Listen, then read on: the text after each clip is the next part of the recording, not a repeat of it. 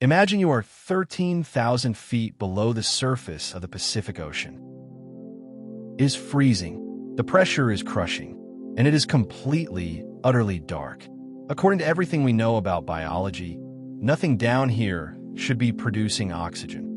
But recently, scientists found something that shouldn't exist: the impossible oxygen. You probably learned this in middle school science. Plants use sunlight to make oxygen through photosynthesis. No sun, no oxygen. Simple, right? But this new discovery threatened to rewrite the textbooks. Something in the pitch-black abyss was generating pure oxygen out of nowhere.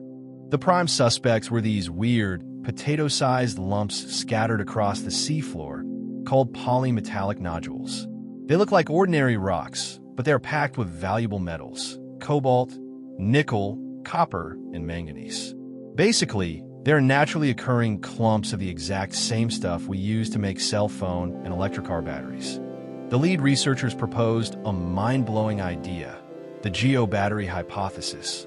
They claimed these rocks held an electrical charge of 0.95 volts. When clustered together, they acted like A8 batteries in salt water, literally shocking the water molecules, H2O, and splitting them apart to create hydrogen and pure, breathable oxygen. If true, this changes everything. We used to think Earth's first oxygen was created 3 billion years ago by bacteria using sunlight. But if these battery rocks have been silently pumping out oxygen in the dark since the dawn of time, it means life could have started at the bottom of the ocean. And it gets even bigger. If you don't need a sun to make oxygen, what about the rest of the solar system? Moons like Jupiter's Europa or Saturn's Enceladus have deep, dark, saltwater oceans covered in ice. If dark oxygen exists on Earth, we might just find alien life swimming around in the dark over there too. But back on Earth, this discovery triggered a massive conflict. Mining companies want to scoop up these nodules to fuel the green tech boom and build millions of EV batteries. But marine biologists are terrified. If these rocks are the lungs of the deep sea, mining them could suffocate an entire undiscovered ecosystem. It was the scientific discovery of the decade. Until other scientists actually read the paper. Remember that phrase: extraordinary claims require extraordinary evidence. Well, other experts looked at the data and found some severe methodological flaws. First up, the math just didn't add up. The laws of thermodynamics are pretty strict. To split water into oxygen, you need a minimum of 1.23 volts plus a little extra energy to keep the reaction going. The researchers only measured 0.95 volts from the rocks. You can't start a car with a dead battery, and you can't split water with less than 1.2 volts. So where did the oxygen come from? The critics pointed to the equipment itself. The sensors were sent down from a ship on the surface. It is highly likely that microscopic air bubbles got trapped inside the plastic tubing of the lander. Under the extreme pressure of the deep ocean, that trapped surface air would slowly squeeze out, making it look like new oxygen was being created.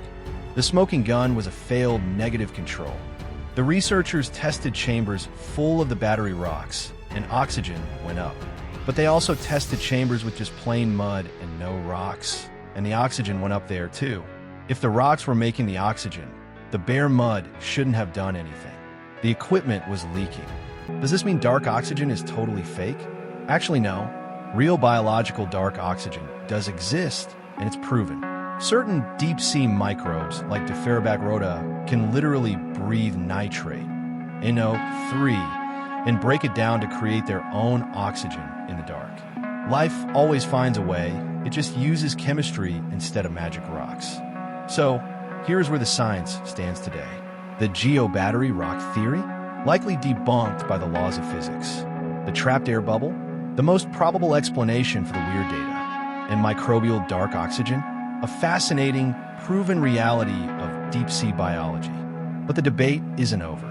The scientific community has just launched the Dory Initiative, backed by £2 million in funding, to send new, highly calibrated robots back down into the abyss to get a definitive answer once and for all.